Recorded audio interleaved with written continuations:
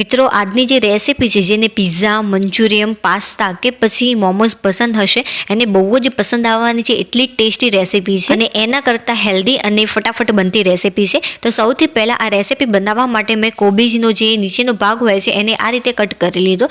ત્યાર પછી આના જે પાન છે એને આપણે અલગ કરી લેવાના. તો એ પાન અલગ કરવા માટે કોબીજને વચ્ચેથી મિત્રો આ રીતે અલગ કરી લેવાની છે. હવે આપણે એક પ્લેટ લઈશું અને જે આનું પાન છે મિત્રો એકદમ સાવચેતીથી અલગ કરી લઈશું. જો તમને પાન છૂટું પાડતા ન ફાવે તો આના બે કટકા કદાચ થઈ જાય તો પણ ચાલશે. તો મિત્રો તમે જોઈ શકો છો કે જે આ પાન છે એકદમ સરળ રીતે અલગ થઈ જતું હોય છે. હવે આપણે આને એક પ્લેટમાં નીકાળી લઈશું. બાકીના બધા જ પાન આપણે આ રીતે નીકાળી લેવાના છે. તો મિત્રો તમે જોઈ શકો છો કે બધા જ પાન મેં અડધી કોબીજના આ રીતે અલગ કરી લીધા. હવે આપણે જે દાંડીનો કડક ભાગ હોય છે એને ચપ્પાની મદદથી આ રીતે કટ કરી લઈશું. તો તમે જોઈ શકો છો કે આ રીતે મેં બધા જ પાનની દાંડી હતી એ અલગ કરી લીધી.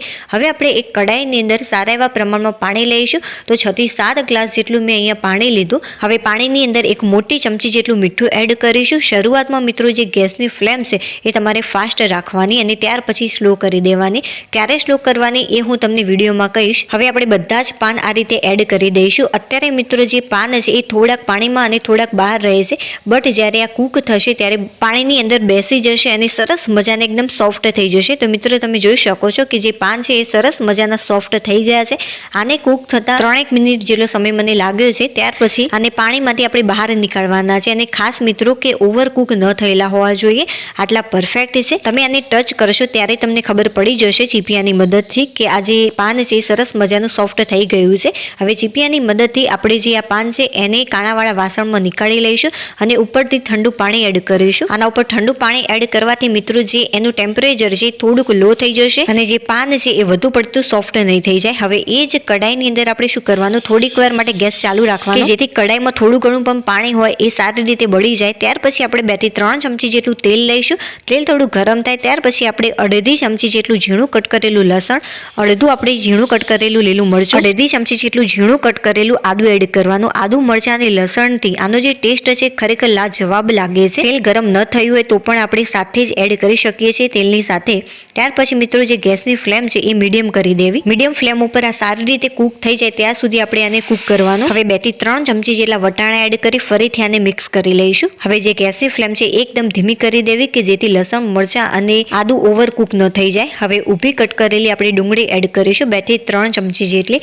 આને સારી રીતે એકવાર મિક્સ કર્યા પછી ઊભું કટ કરેલું ગાજર એડ કરી દઈશું, એ પણ 2 થી 3 ચમચી જેટલું. ફરીથી આને મિક્સ કરી લઈશું. મિત્રો તમે આની અંદર કેપ્સિકમ અને ટામેટું પણ એડ કરી શકો છો, એનાથી આ બધું ટેસ્ટી લાગે છે. અત્યારે મિત્રો મેં ઝીણું કટ કરેલું ફુલાવર એડ કર્યું છે. ફરીથી આને મિક્સ કરી લઈશું. આને આપણે ઓવરકુક નથી કરવાનું. હવે ઊભા કટ કરેલા 2 થી 3 ચમચી જેટલા ટામેટા એડ કરી ફરીથી આને મિક્સ કરી લઈશું. મિત્રો આની અંદર ટામેટાની જે ફ્લેવર છે એ ખરેખર ખૂબ જ સરસ લાગે છે. બધા જ વેજીટેબલ મેં મિક્સ કરી દીધા છે. હવે જે ગેસની ફ્લેમ છે ફાસ્ટ કરીશું કેમ કે આપણે ટામેટા એડ કર્યા છે કે જેનું પાણી વળે છે, જેના કારણે વેજીટેબલનો દાજવાનો ભય નહીં રહે. ત્યાર પછી મિત્રો આપણે જે ગેસની ફ્લેમ છે એકદમ સ્લો કરી અડધી મિનિટ પછી મેં સ્લો કરી છે. ત્યાર પછી આપણે સ્વાદ અનુસાર મીઠું, 1 ચમચી જેટલું કાશ્મીરી લાલ મરચું પાવડર અને અડધી ચમચી જેટલો આપણે મેગીનો મસાલો એડ કરીશું કે જેના કારણે આનો જે ટેસ્ટ છે એ વધુ સારો લાગે. હવે 3 થી 4 ચમચી જેટલું પાણી એડ કરી ફરીથી મિત્રો આને મિક્સ કરી લઈશું. વધારે પાણી એડ નથી કરવાનું, મસાલા દાજે નહીં એટલા માટે મેં આની અંદર થોડુંક પાણી એડ કર્યું. અડધી મિનિટ માટે આને કૂક કરી લઈશું કે જેથી જે વેજીટેબલ છે બહુ કાચા ન રહે.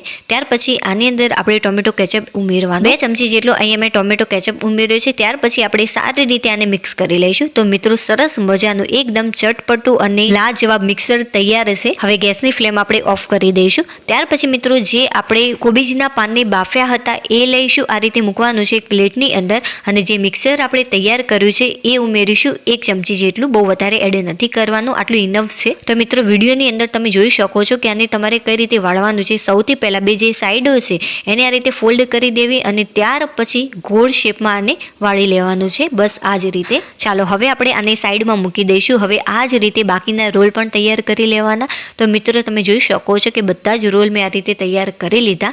હવે આપણે પ્લેટની અંદર થોડોક ટોમેટો કેચઅપ લઈશું 1 ચમચી જેટલો. હવે આની અંદર આપણે થોડોક મેગીનો મસાલો એડ કરીશું 2 ચપટી જેટલો અને આને સારી રીતે એકવાર મિક્સ કરી લેવાનું. તો મિત્રો ટોમેટો કેચઅપ સાથે મેગીનો જે મસાલો છે એ મેં સારી રીતે મિક્સ કરી લીધો છે.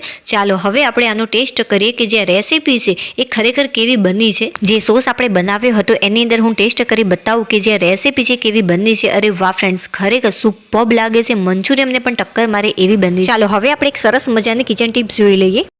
શું તમે ક્યારે મીઠા સોડાની અંદર કપડાં ધોવાના સોડા નાખ્યા છે? નહીં. ચાલો જોઈ લે આજની એક બેસ્ટ ઉપયોગી કિચન ટીપ. સૌથી પહેલા એક બાઉલની અંદર 2 ચમચી જેટલા મીઠા સોડા, મતલબ કે જે ટાટા સોડા આવે છે એ પણ લઈ શકો છો. સાજીના ફૂલ પણ તમે લઈ શકો છો. અત્યારે મેં સાજીના ફૂલ લીધા છે તો 1 ચમચી જેટલા એ લઈશું અને કપડાં ધોવાનો કોઈ પણ તમે પાવડર લઈ શકો છો. ત્યાર પછી આપણે આની અંદર થોડુંક લીંબુ આ રીતે નીચોવી દઈશું. તો અહીંયા હું અડધું લીંબુ નીચોવી રહી છું. હવે જે આ પેસ્ટ છે એને સારી રીતે એકવાર મિક્સ કરી લેવાની છે. અને હા ફ્રેન્ડ્સ, વિડીયો જોતા વિડીયોને લાઈક કરી દેજો અને મારો વિડીયો ક્યાંથી તમે જોઈ રહ્યા છો કોમેન્ટ કરીને ચોક્કસથી જણાવજો. હવે થોડુંક પાણી એડ કરી ફરીથી આને મિક્સ કરી લઈશું. 4 થી 5 ચમચી જેટલું મેં આની અંદર પાણી એડ કર્યું છે. હવે કોઈ પણ આપણે કપડું લઈશું અને આ રીતે થોડુંક ભીનું કરી દેવાનું. તમે જોઈ શકો છો કે જે આ ફ્રીજ છે કેટલો ગંદો થયો છે. એક જ વારની અંદર આ સાફ થઈ જશે અને ત્યાર પછી કપડાનો જે એક છેડો છે એ ચોખ્ખા પાણીમાં ડબોળી ફરીથી આને સાફ કરી લઈશું અને કોરા કપડાથી સાફ કરી દઈશું. પહેલા કે કોઈ પણ ડાઘ હશે એ દૂર થઈ જશે. તમે દરવાજા ઉપર પણ આ ટ્રીક ફોલો કરી શકો છો. વિડીયો પસંદ આવે તો